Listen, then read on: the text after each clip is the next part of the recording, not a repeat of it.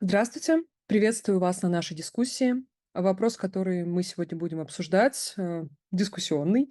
В обществе на него нет какого-то конкретного ответа. И сегодня мы поговорим с вами о том, как решить проблему бездомных собак. До сих пор идут большие, довольно оживленные обсуждения того, что делать с уличными животными.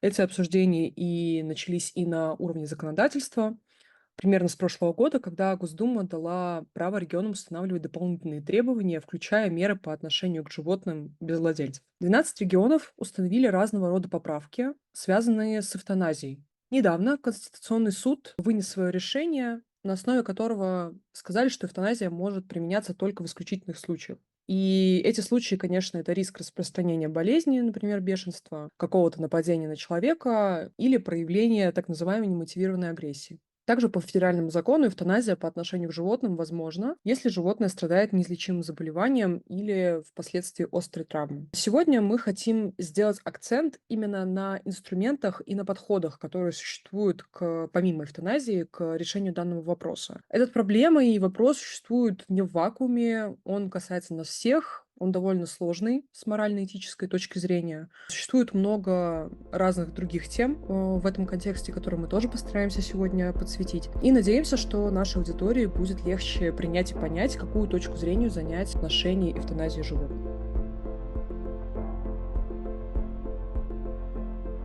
Сегодня вместе с нами об этом поговорят Евгения Примечаева, правозащитница, директор Санкт-Петербургского отделения Альянса защитников животных, действующий кандидат в депутаты муниципального совета города Ломоносов. Здравствуйте, Евгения. Михаил Деев, зоолог, ведущий зоотехник учебно-научного центра реабилитации диких животных биофака МГУ имени Ломоносова, эксперт Росстандарта РФ. Здравствуйте, Михаил. И София Осиченко, руководитель международного проекта стерилизации животных «Ветеринары без границ». Первый мой вопрос. Какие методы по регулированию популяции животных без владельцев в пределах населенных пунктов, помимо эвтаназии, существуют и насколько эти методы эффективны? София, наверное, давайте вам слово. Ну, методов у нас немного существует. Стерилизация, отлов, стерилизация, вакцинация, возврат. По большому счету, наверное, это все. А хорошо бы, чтобы существовали и другие. Например, законодательное регулирование отношений человека и животных. Вы забыли еще безвозвратный отлов и пожизненное Ну, содержание. из гуманных я перечислила то, что мы имеем. А отлов и эвтаназия, ну да, Нет, существует. безвозвратный отлов и пожизненное содержание. У нас так прописано. Ну у вас Требовали прописано, условия. возможно, да, В Михаил. Москве, например, работает только безвозвратный отлов. Животные Мгм. содержатся в приютах пожизненно. Ну, а в регионах вот Ну, не по-другому. животные, да, надо уточнить, все-таки речь идет о собаках исключительно, больше ни о ком. О животных речи не идет. Животных очень много, несколько тысяч видов, сотен даже. Мне кажется, это хорошая ремарка, потому что в законодательстве часто указываются животные, но в виду мы понимаем собак. София, я хотела уточнить, вот этот метод отлов, стерилизация, вакцинация, в каких регионах он работает сейчас и в каких не работает?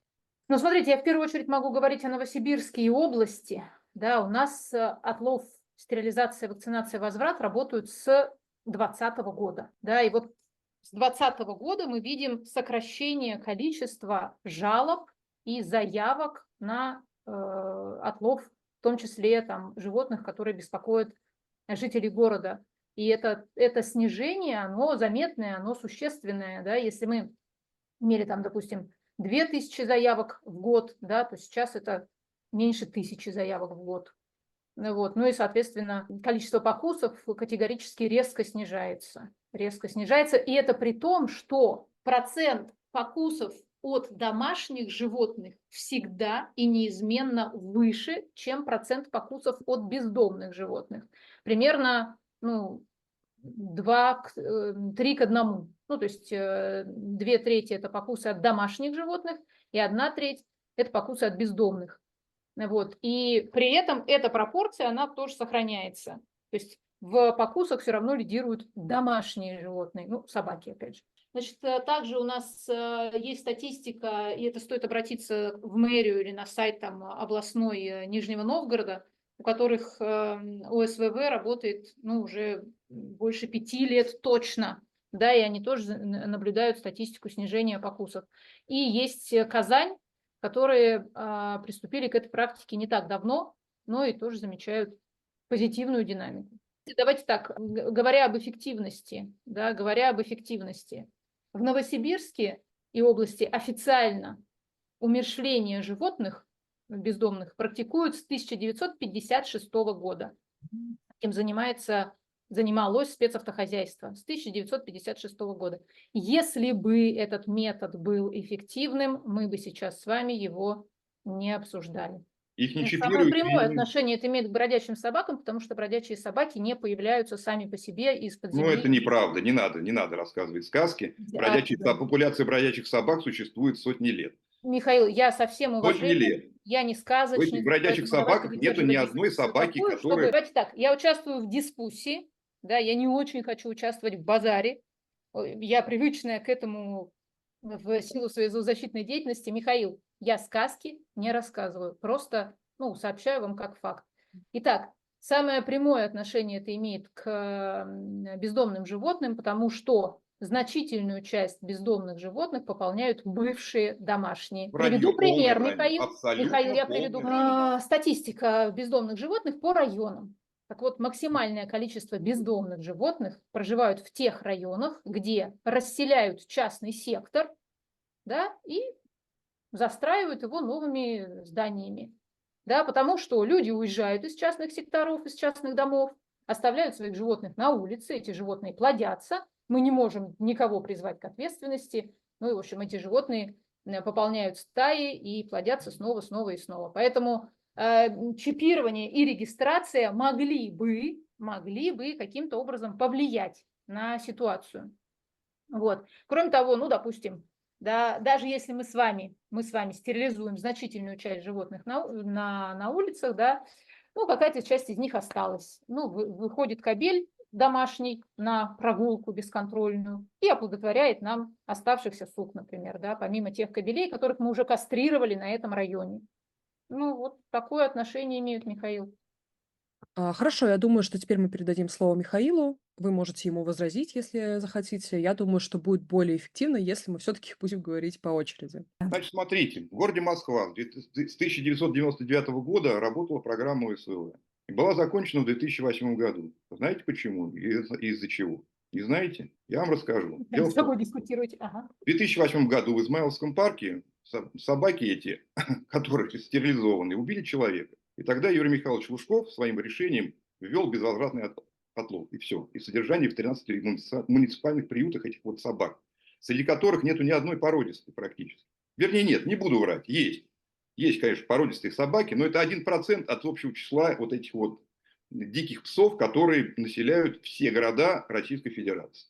Более того, эта программа показала себя несостоятельной во всех развитых странах мира, от Соединенных Штатов до Евросоюза. Она везде запрещена. Везде собак там бродячих, таких диких нет. Более того, всегда надо разделять именно бродячую популяцию собак, которая живет в естественных условиях. Они не бездомные собаки. Их дом улица. Они просто бродячие собаки. И собак владельческих, которые оказываются на улице. Это две большие разных проблемы. Соответственно, владельческих собак можно чипировать и узнать их судьбу дальше. И в принципе, большинство породистых собак, они все чипированы. Потом уж кто занимается, скажем, породным разведением и выезжает на выставки, чипирование – это вообще обязательные условия. Понимаете, да? Чтобы попасть там в Евросоюз или еще куда-то. Поэтому, то есть, говорить о том, что, более того, сейчас уже, допустим, в Московской области идет регистрация животных, уже год как идет регистрация. Я вот зарегистрировал своих собак. И никаких проблем в этом нет. И во многих регионах тоже идет. И есть системы Хориот, которые тоже регистрируются все эти животные. Но это владельческие. То есть, если это животное попадет на улицу, его можно будет найти владельца. Но бродячим собакам, которые размножаются, и популяция живет там в лесах там, и так далее, и еще она с волком постоянно смешивается, ее невозможно никак не чипировать, не узнать, и вообще это никак не решит эту проблему, потому что они все равно будут плодиться, размножаться и так далее. И еще, конечно, то есть я согласен с одним, культуру содержания животных надо повышать, это безусловно. Без этого мы никуда не сдвинемся. А культура должна заключаться в том, что человек должен именно ответственно относиться за своей собакой, убирать там, извиняюсь, экскременты, не выпускать ее одну бегать там, гулять там на самовыгул. Вот с этого надо начинать. А бродячих собак, их вот в Европе нету. вот таких безнадзорных, вот, которые вот живут сами по себе. Их еще после войны в 50-х годах всех отстреляли там, понимаете? Поэтому все, что там оказывается сейчас в приютах, в Европе, Америке и так далее, это уже владельческие собаки, которые, как вы правильно говорите, там расселили жилой сектор, еще что-то там, убежал, потерялся, владелец умер и так далее. Вот, вот, то есть эта проблема другая. То есть в разных плоскостях, в разных плоскостях все это находится. Популяции, извините, ну так, нельзя назвать их дикими, потому что это собака домашняя, да, но популяция как бы одичавших собак и популяция как бы собак, которые убежали и остались без владельца, это две вот абсолютно разницы большие очень две. Смотря что мы хотим добиться. То есть, получается, в природу возвращаются, ну, в окружающую среду, возвращаются те же самые бродячие собаки. На психику их никак не влияет. То есть, агрессию это никак не снимает. Территориальные вот эти вот разборки их никак от этого никуда не уходят, потому что собаки это стая, они все равно сбиваются в стаю, они сохраняют свою территорию охотничью, на которой их еще добрые люди кормят. То есть, собственно, человек для них является еще и основным источником пищи. При этом у них не уходит никуда инстинкт, собственно, хищника, поэтому они охотятся, но охотятся ради развлечения. Они убивают других животных, кошек там, косуль, зайцев, лис, все, все, что встретят, то уничтожают, гнезда разоряют. Понимаете, да? Но при этом они это не едят, потому что их подкармливают сердобольные граждане. Представляете, какого размера должны быть приюты, чтобы там пожизненно содержать всех этих собак и так далее. Там это вот это резиновый такой вот, оно будет раздуваться, плюс это деньги. Это все упирается в деньги. За счет чего он будет бесконечно раздуваться? Если ловить всех подряд этих собак и пожизненно содержать в приюте. Да, а откуда мы их ловим? Из города. Из города. А откуда они город-то пополняют по итогу? Они там размножаются. Собака может дать до 4 пометов в год. Спасибо большое, София и Михаил. Я бы хотела передать слово Евгении. Евгения, подскажите, пожалуйста, как вы оцениваете вот эти методы и, возможно, какую ситуацию вы наблюдаете в Санкт-Петербурге на примере Ленинградской области? Наверняка вы знакомы с проблемой в этих регионах гораздо больше. Хотела бы отметить в самом начале, вот мы все говорим об эвтаназии, но эвтаназия предполагает согласие умерщвляемого. Собака согласия не дает.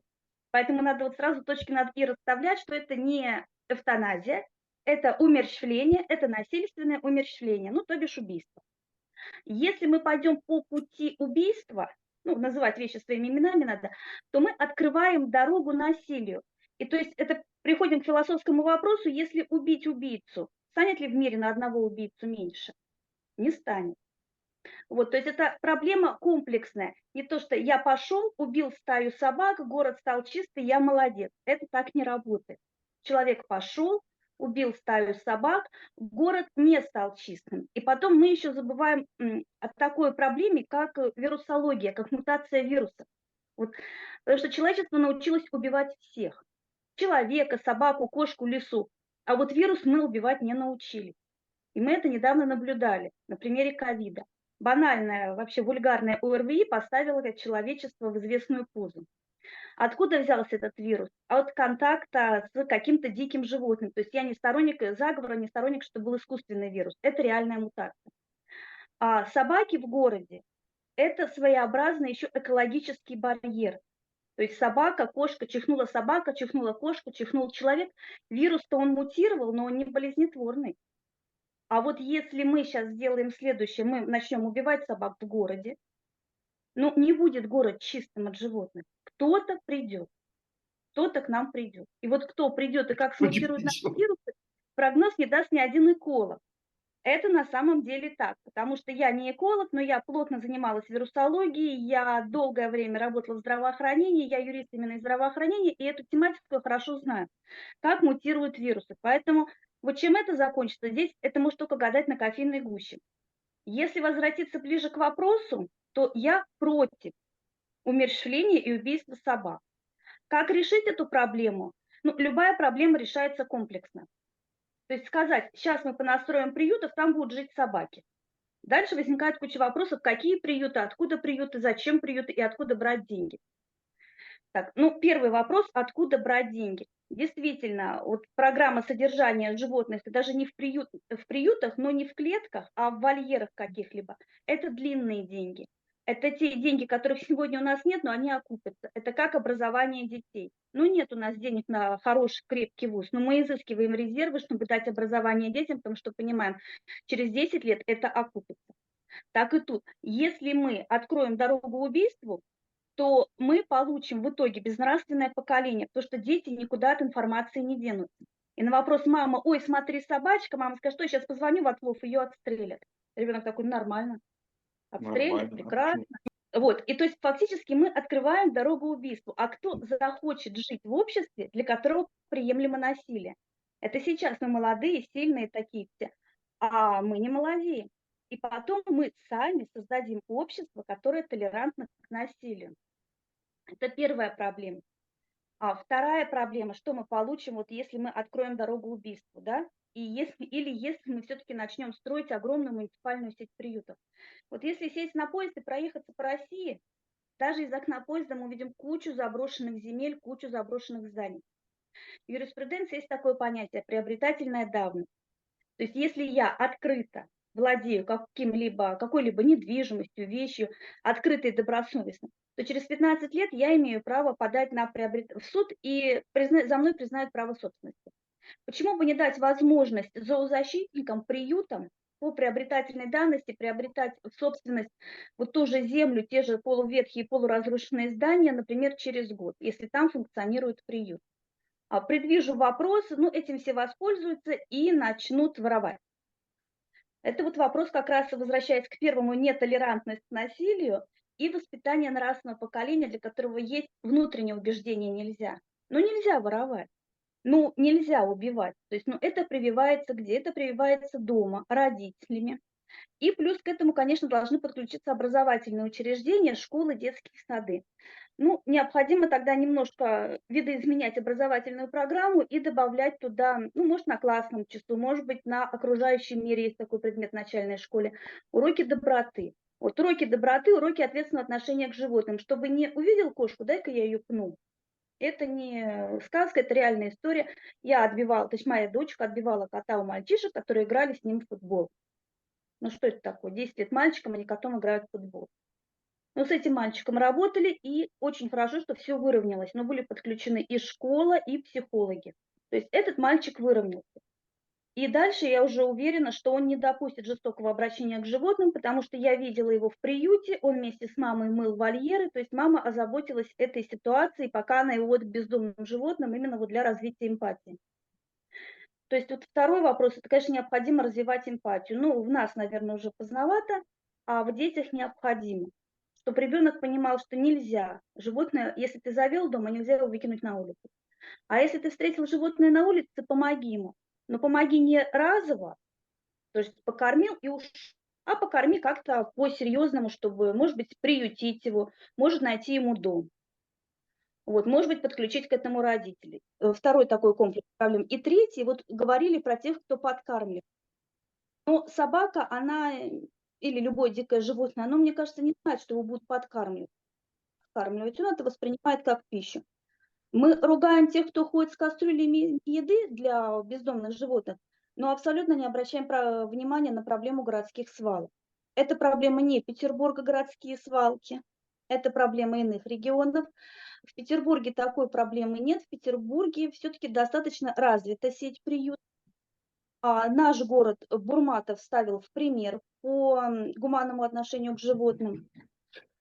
Петербург единственный город, где принята декларация прав животных, где все-таки почти каждый случай жестокого обращения с животным, он становится достоянием общественности. Как бы ни ругали нашу полицию, когда вызывала полицию лично я на жестокое обращение с животными, она приезжала.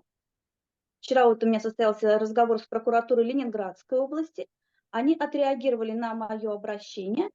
И не только отреагировали, они назначили мне встречу, так как лично явиться я не могла, они имели со мной получасовой разговор по телефону.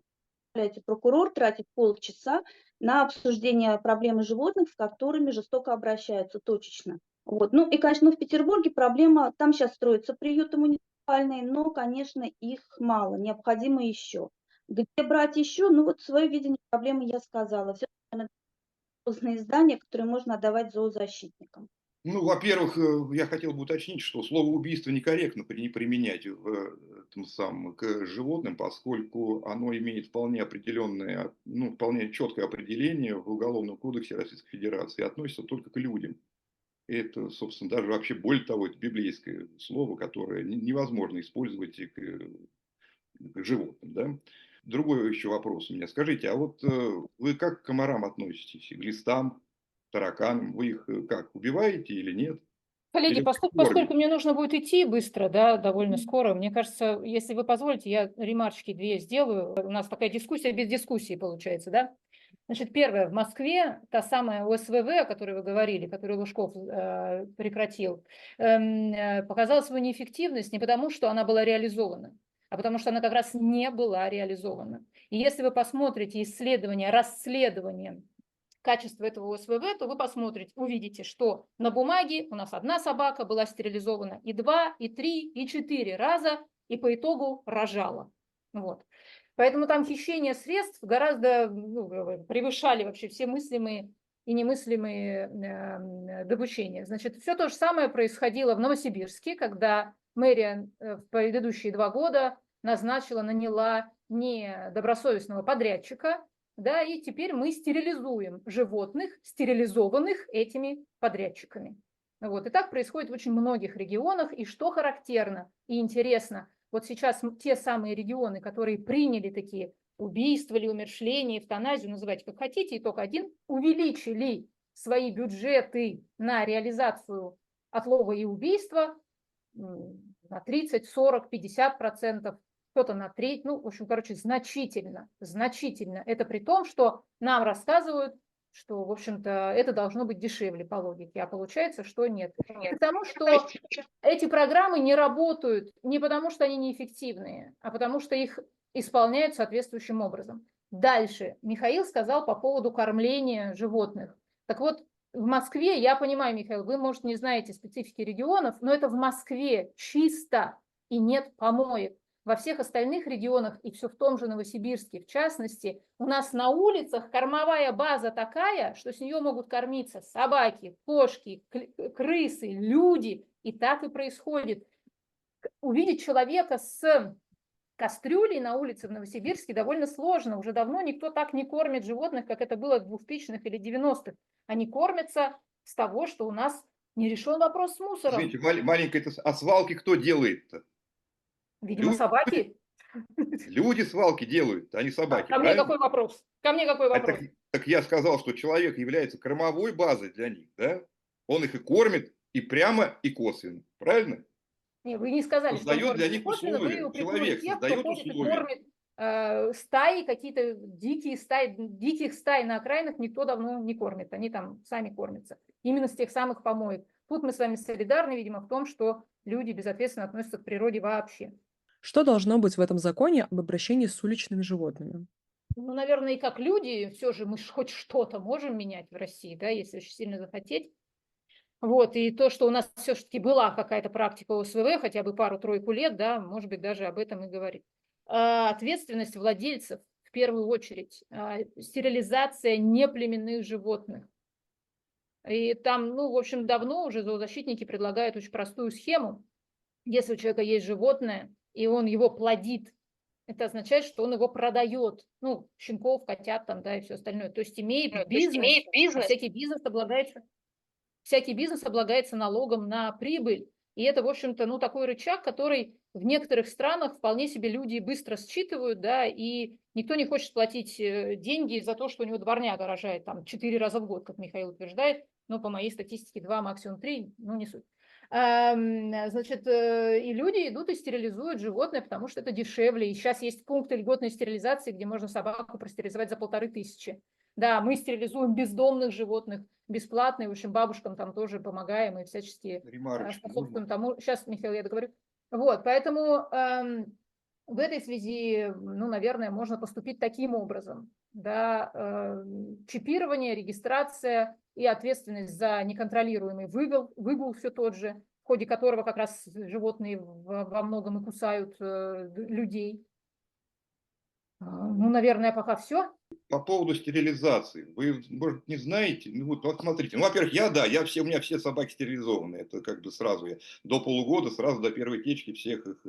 Но, Прекрасно. как утверждает большинство ветеринаров, да, это ведет к проблемам. У многих пород собак приводит ну, побочки очень серьезные.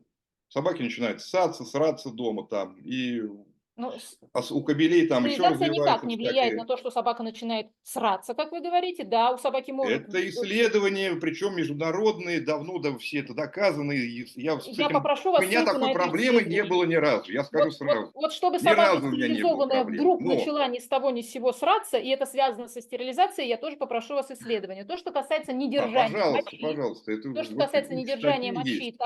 такое явление действительно есть у определенных пород собак. Для этого есть препараты, которые, в общем, отлично с этим справляются. Поэтому, да, я с вами согласен. Я давно уже предлагал, чтобы стерилизовать все, что не используется в племенном разведении. Если человек берет себе там собачку на диванчик, то сразу ее раз и все. Но вот сталкиваются вот с такими проблемами. Ну, я Там вам много скажу, что разных мы... побочек. Не только то, что она сытся, там и онкология, и еще очень много чего Нет, происходит. как раз стерилизация предотвращает онкологические Я заболевания, долго спорил связанные с с... ветеринарами там на этот счет, но вот Ну, вы остается спорите, такое любите спорить, мнение. я ценю это в людях, вот, особенно если по делу. Но как бы там ни было, стерилизация предотвращает онкологии молочных желез у сук в Ну, первую очередь. порождает другие. Там все Нет, связано, как выясняется. онкологии, связанные с гормонозависимые болезни, онкологии Да. в первую очередь. И, в общем, то, что стерилизация продляет жизнь животного примерно на 2 года, а в пересчете на человеческий возраст это на 10-12 лет, в общем-то, о многом говорит. И еще, Михаил, если уж говорить о тех самых диких животных, допустим, мы ездим стерилизовать животных в Ингушетию, в Абхазию, да, и там очень много животных, которые живут на окраинах, которые охраняют стада там и так далее. Так вот, владельцы этих животных привозят стерилизовать, ну, собак, привозят стерилизовать своих собак именно для того, чтобы они не скрещивались с другими видами. Поэтому в этом смысле, ну, я думаю, что вы хотя бы тут можете поддержать идею стерилизации. Ну, собака, которая живет на улице, да, конечно, во дворе, если она живет, это никаких там, они не замечают. А вот те, кто живут именно в квартирах, там у некоторых, не у всех пород, но особенно это у крупных пород, да, Да, есть препараты, получается. которые помогают предотвратить Ну, эти есть, нежелательные последствия. это, ну, от всего нету. Ну, то есть там есть комплекс какой-то. И действительно есть очень много статей на этот счет. Ну, По поводу того, вы что знаете, я стерилизация это... работаю с животными больше 15 лет и А с я больше ветеринарами 35. по разным вопросам. Вы первый, кто утверждает, что собака начинает сраться после стерилизации. Вот, и что это прям очень интересно, поэтому я подожду, пожалуйста, ссылку на исследование. Михаил, тогда вопрос к вам. Что можно изменить в российском законодательстве для того, чтобы улучшить ситуацию с животными? В первую очередь надо отменить 498 ФЗ и полностью его переработать, потому что более дурацкого закона я еще не читал. Там одна статья противоречит другой, все там, как сказать, все термины определения не соответствуют российскому законодательству, Конституции, законодательству ЕАЭС, поэтому вот этот закон просто он не будет работать, и он и не работает поэтому. Поскольку в этом законе, в общем-то, речь идет только о собаках, а применяется он ко всем животным. Поэтому либо там всех слов «животное» заменить на слово «собака», тогда будет более-менее понятно, либо лучше его вообще переработать полностью. Потому что он в том виде, в каком существует, он бесполезен. Более того, он скопирован с закона, позор, просто позор. А что надо сделать? Ну, вот Михаил, вы в первую знаете, очередь я так понимаю, что разделить. смотреть нас будут люди не очень подкованные. Если бы вы расшифровали, что вы имеете в виду, хотя бы в нескольких предложениях, для дискуссии было бы полезно, для того, чтобы люди поняли, что вы хотели сказать. Расшифровать что конкретно? Ну, например, любой человек может открыть этот закон и прочесть его, да, и поменять Любой слово человек. «животное» на слово «собака». Тогда будет сразу понятно, о чем идет речь. А так, смотрите, там в любой момент, допустим, если взять определение домашних и диких животных, да, то есть там тигр может в какой-то момент стать домашним, что категорически неправильно, это не соответствует никакому международному вообще, в принципе, международным понятиям, потому что по международным понятиям домашнее животное, это систематический признак животного. То есть животное, которое имеет в своем названии приставку домашнее. Домашняя корова, домашняя свинья, домашняя собака. Это не то животное, которое живет в доме. А там получается, что, значит, тигр одновременно может быть и диким животным, и домашним Вы животным. поняли, с этим поняли, да, вашу идею, ага. И это не Солидарность. соответствует закону о животном мире, это не соответствует таможенному союзу. Потому что в таможенном правилах, в ветеринарных правилах таможенного союза диким животным является животное, которое находится в состоянии естественной свободы, либо содержится в неволе там, на срок там, до полугода. Надо четко, у нас вообще в законодательстве в отношении животных творится полная белиберда, потому что в каждом законе принимается свое понятие, нету единого, как сказать, единых терминов нету. Поэтому постоянно идет путаница. Поэтому, когда там, не знаю, зоозащитники по слову животное подразумевают собака. Да, научное сообщество по слову животное подразумевает там 150 тысяч видов, да, этих животных. Поэтому надо четко, на что распространяется действие данного закона. Да, и Кстати, принять... по бездомным животным, Михаил, вот если сузить наш... Бездомных животных не существует, их дом улицы. Бездомным собака может стать, если она потеряла Давайте так, владельца. безнадзорные. Безнадзорные животные, бродячие. Что с ними? Ну, Во-первых, что по разделить законодательству надо. вы предлагаете? Разделить, как сделали во всем мире. Разделить дикую популяцию домашних собак, да, и тех собак, которые попадают от владельца по разным причинам, как вы говорите, выбрасывают, теряют там, убегают, плодят там и так далее. Вот это разделить. То есть владельческие собаки это одно, а дикую популяцию надо аннулировать и все. И тогда не будет никаких проблем. Тогда у всех будет всем понятно, о чем идет речь. Как, например, там в Европе. Всем понятно, что там собака, она попадает туда, на улицу, от человека в любом случае, потому что там нету бродячей популяции. И все. И это собака дальше. Почему? В чем это важно особенно, да? Собаки изначально, как их, ну как они получились, да, и на основе чего их, то есть основной отбор шел, когда селекция проводилась, на лояльности к человеку. Она должна человека слушаться, она не должна его кусать. Поэтому та собака, которая попадает от человека на улицу, да, она более социализирована. И тут даже вопросов нет. Потому что изначально, как так сказать, так создан. А те собаки, которые там в ряду поколений вяжутся с волком и так далее, если вы не, может быть, вы не в курсе, да, но собака является естественным резервуаром для популяции волка.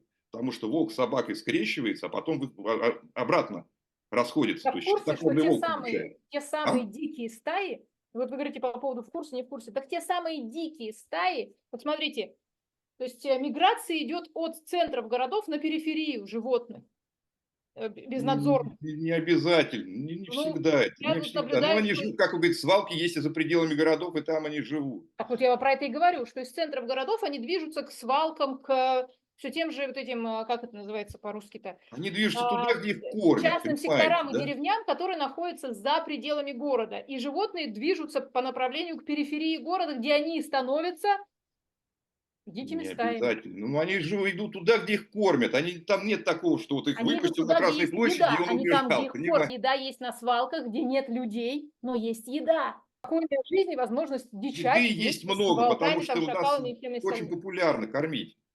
Что?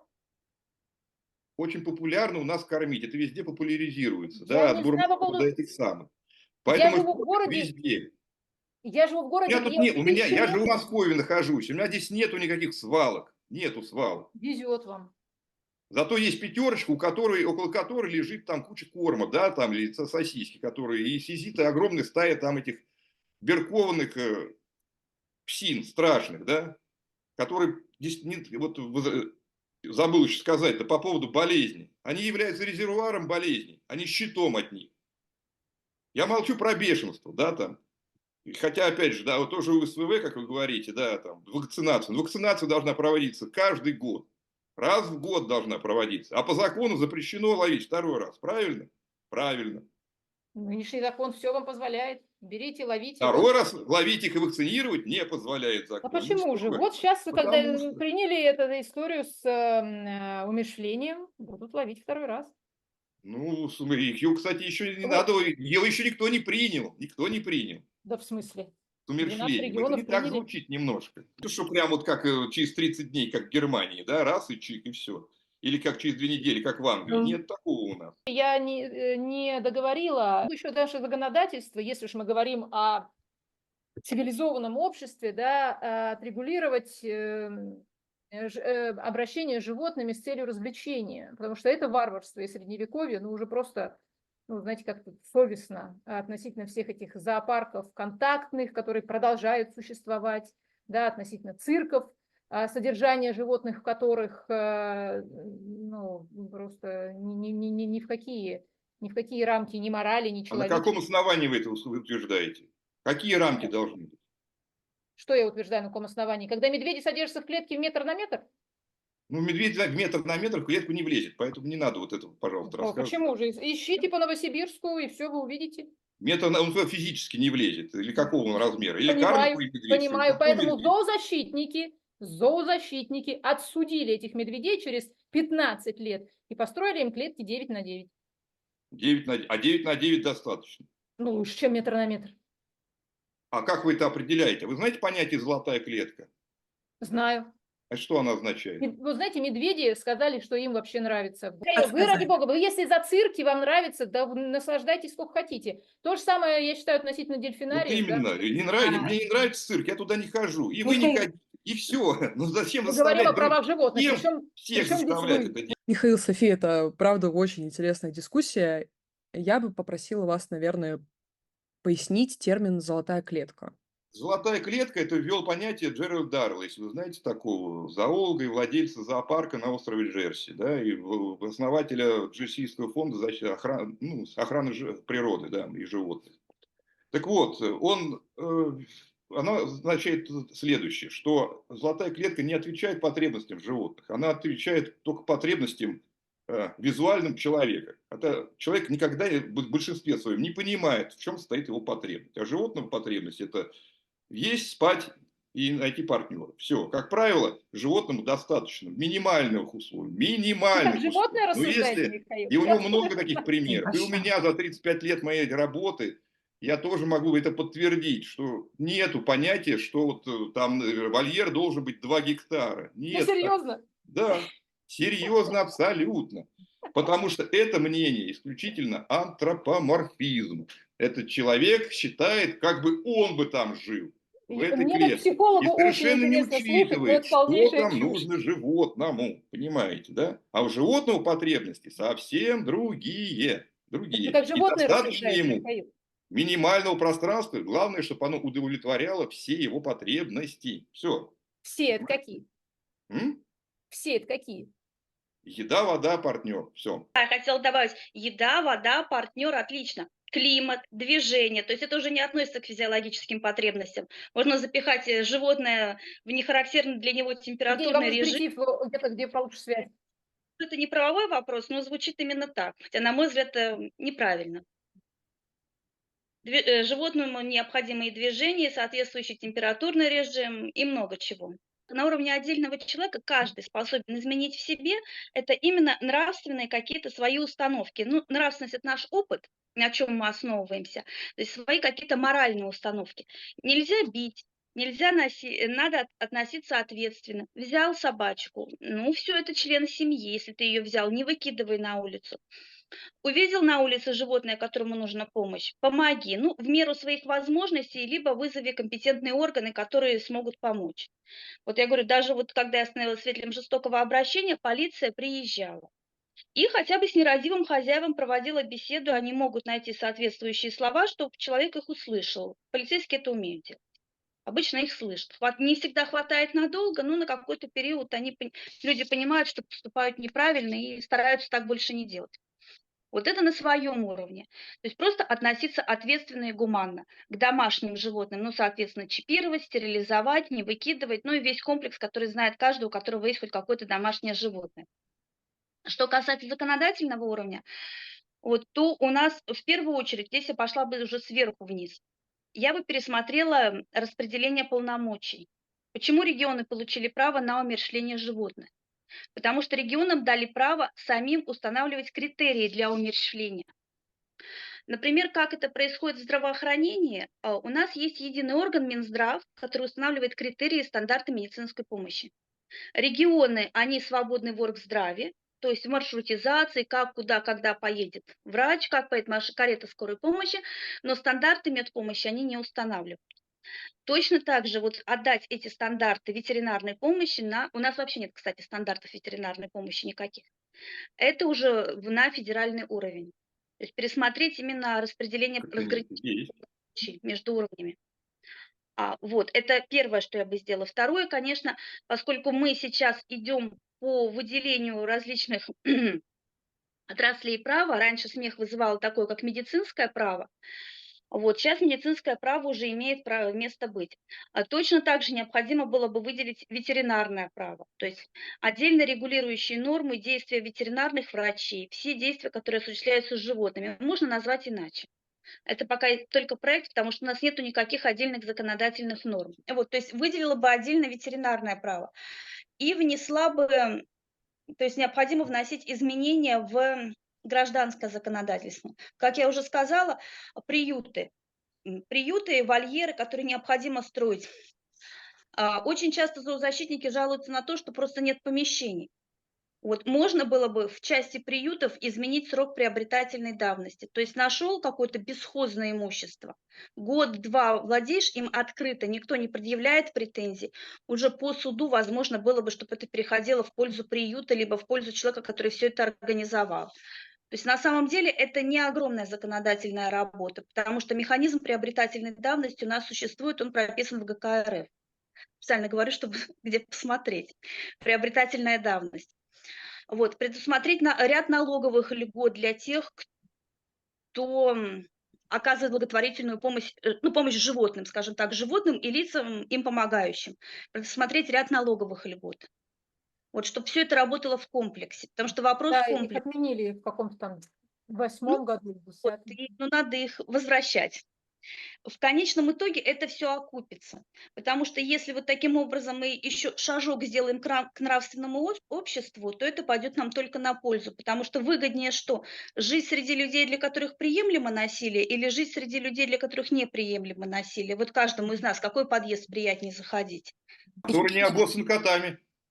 Евгения, можно вот еще буквально немного уточнить? Я когда слушала выступление, обсуждение этого вопроса, да, про эвтаназию в Алтайском крае, там депутаты отмечали, что они планируют вводить обязательную регистрацию животных с 25-го, там, кажется, года, но они предлагали вводить все-таки ее на федеральном уровне, а Госдума почему-то отказалась. И вот как вам кажется, почему на федеральном уровне не вводят обязательную регистрацию животных и обязательное чипирование? То есть в чем здесь проблема? Ну, просто потому что это работа. То есть это вот работа, отдельная работа. У всех депутатов существует так называемый план нормотворческой деятельности. Он подается, то есть в марте, условно, в марте 2023 года я должна подать на 2024 год. Это для всех органов исполнительной власти, для всех это существует. И люди, это работа плановая. То есть если сейчас говорить о заделе на 27 год, люди, может быть, задумаются, что что-то такое можно сделать, потому что это большая работа. И потом с людей спрашивают, это сыпятся контрольные карты, срок которых очень жестко контролируется, и за срывы сроков людей депримируют. Поэтому ставить себе очень короткие сроки – это самоубийство. Те Можно долгие, я, вот, простите, поэтому, ну просто вот добавлю потому. к Евгении? Видите ли, история с животными безнадзорными, бездомными или еще какими-то является источником, постоянным источником обогащения для людей на местах. Вот. И я как человек, который проводил с коллегами расследование через прокуратуру, хорошо об этом знаю. Да, и, в общем, это не закрытая информация, ее можно смотреть. Вот. А когда вопрос решается, да, то постоянного источника финансирования нет. Поэтому есть у меня, как у человека, который давно живет в России, подозрение, что чем дольше будет тянуться проблема и постоянно требовать на себя бюджет, ну, тем интереснее ее решать. Вот, коллеги, родные мои, я откланяюсь. Спасибо Софии за то, что она к нам присоединилась.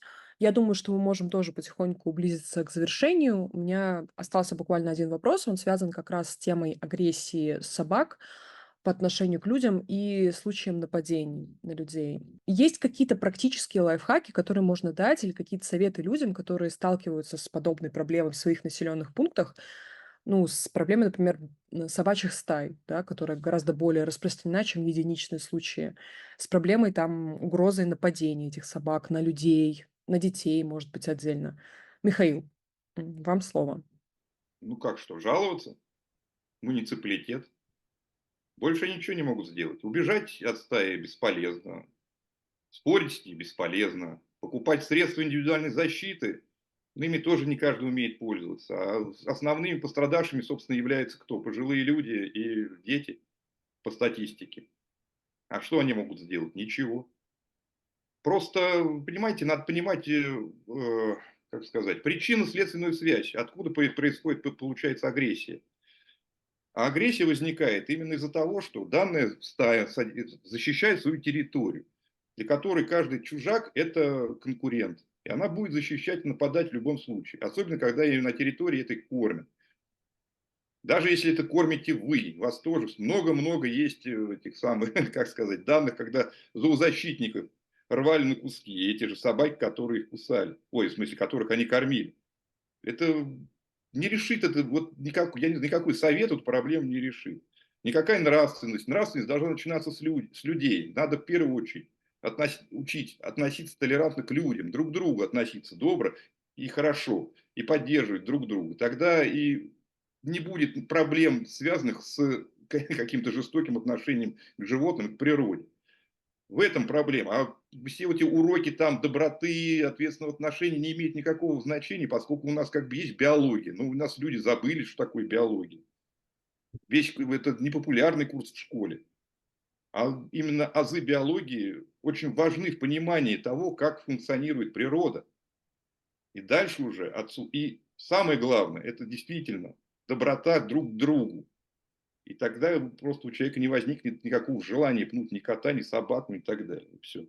Ну, первое, что сами люди себе устраивают, это стихийные свалки.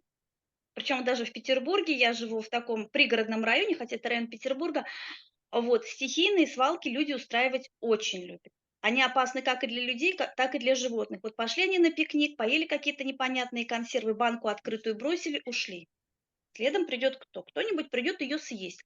И кто-то пришел, он и сам травмируется, а заодно вычислит для себя кормовую базу. То есть вот стихийные свалки, люди должны сами за этим следить, ну не представишь каждому Культура. какого-то надзирателя. Вот, чтобы не было вот этого, убирать за собой в первую очередь. А второе совет, ну, кроме как жаловаться, да, жаловаться. У меня был тоже случай, я жаловалась на собаку, я из этой собаки просидела 2 часа на детской площадке, беременная с 2-летним ребенком на лестнице сидела, собаки, чем-то я не глянулась, а мобильный телефон остался на скамейке. И вот такое лето у меня было. Я пожаловалась на эту собаку, а вот эту собаку отвезли на автостоянку. И вот на автостоянке она себя реализовала. Вот, она очень хорошо, на нее жалоб не было, потом специально поинтересовалась, говорит, этот рыжий, вот он в другом уже районе города сидит, охраняет автостоянку, все прекрасно. Вот, но подпускает по каким-то причинам к себе только мужчин. Вот. То есть, да, жаловаться, но жаловаться пускай находит, вот я думаю, полно всяких автостоянок, еще чего-то, где собака действительно найдет себе приют и сможет реализовать себя, свои потребности. И третье тоже, то вот, что мы все можем сделать на местах, ну, элементарно не выбрасывать щенков, то есть стерилизовать, а потом, то есть мы не стерилизуем собак, потом какие-то щенки появляются, их подкидывают в коробках, замотанных скотчем, если откроют владельцы приюта, они могут взять, а если откроют какой-нибудь проходящий мимо хулиган, скажет: ой, щеночки, какие милые. И дальше поступит по своему разумению. Может выпустить их на волю, может еще что-то сделать.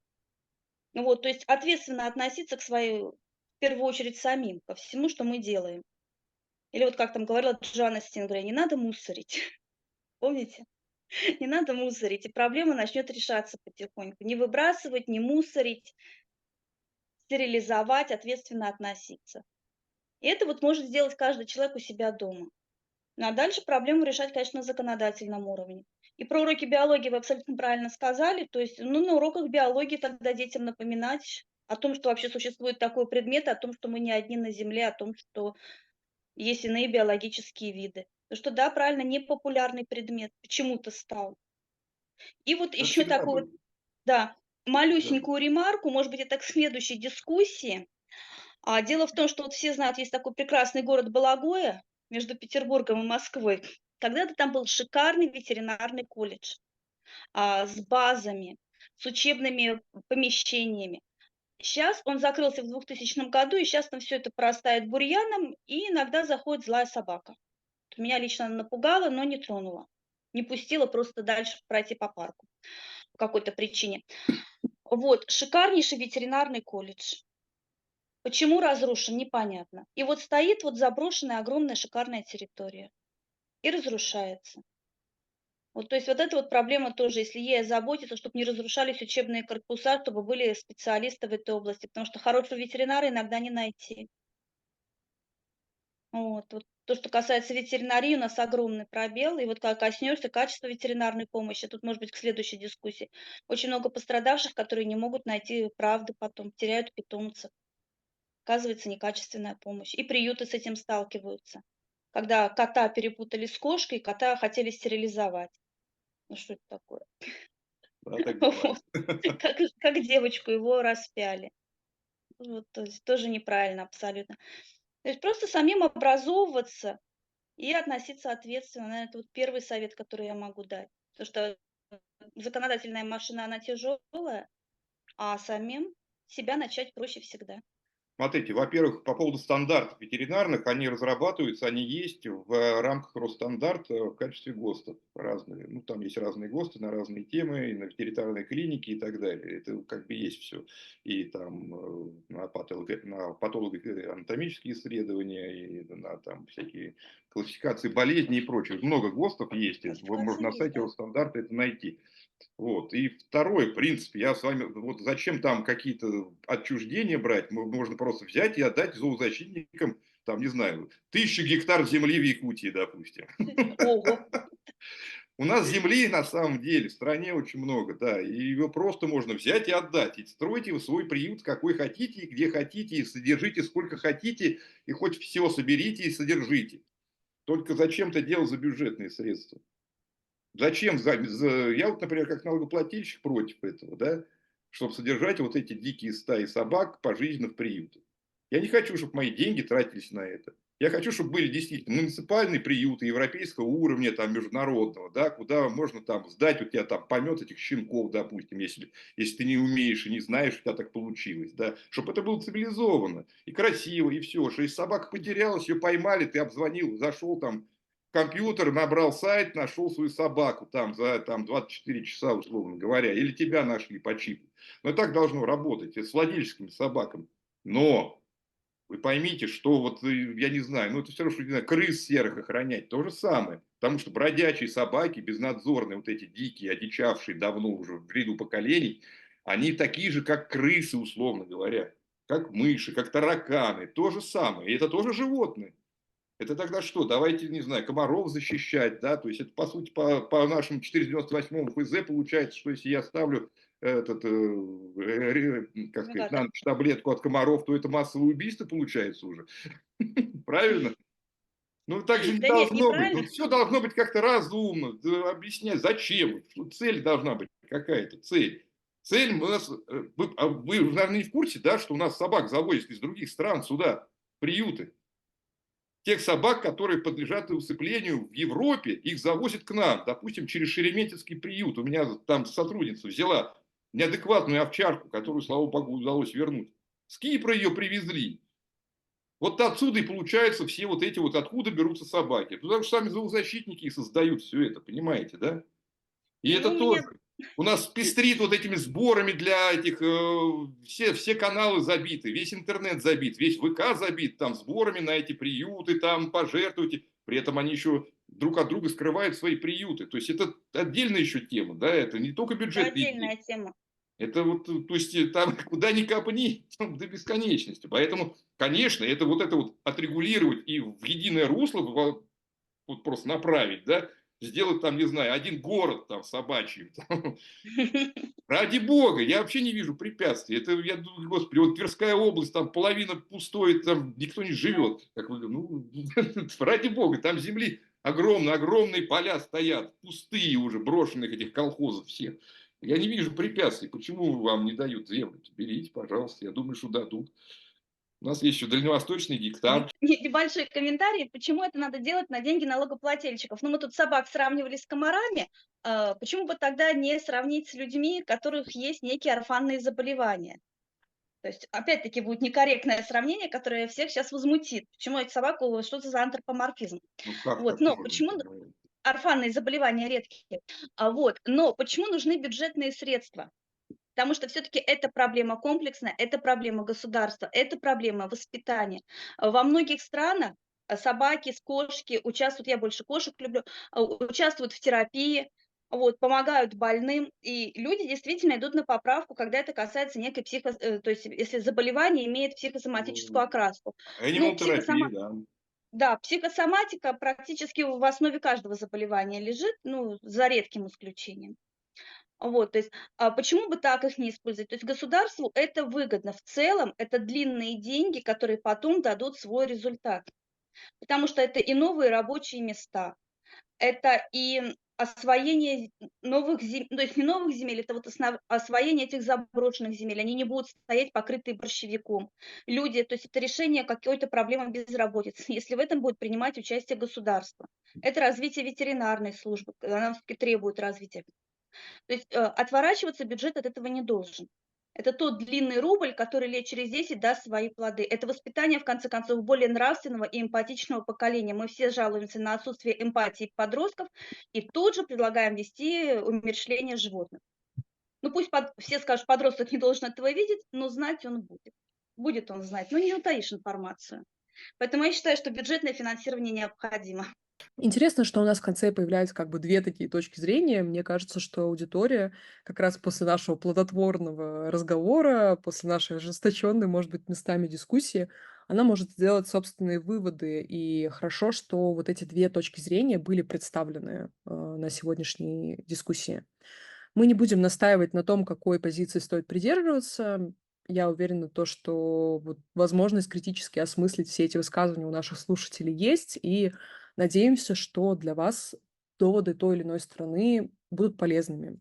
Но я думаю, что мы все должны согласиться, что необходимо повышать осведомленность людей об этом проблеме, что какие-то меры, да, по поводу обращения с животными, методы обращения с животными так или иначе должны меняться, улучшаться желательно, и что необходимо ответственно относиться не только к людям, но и к животным.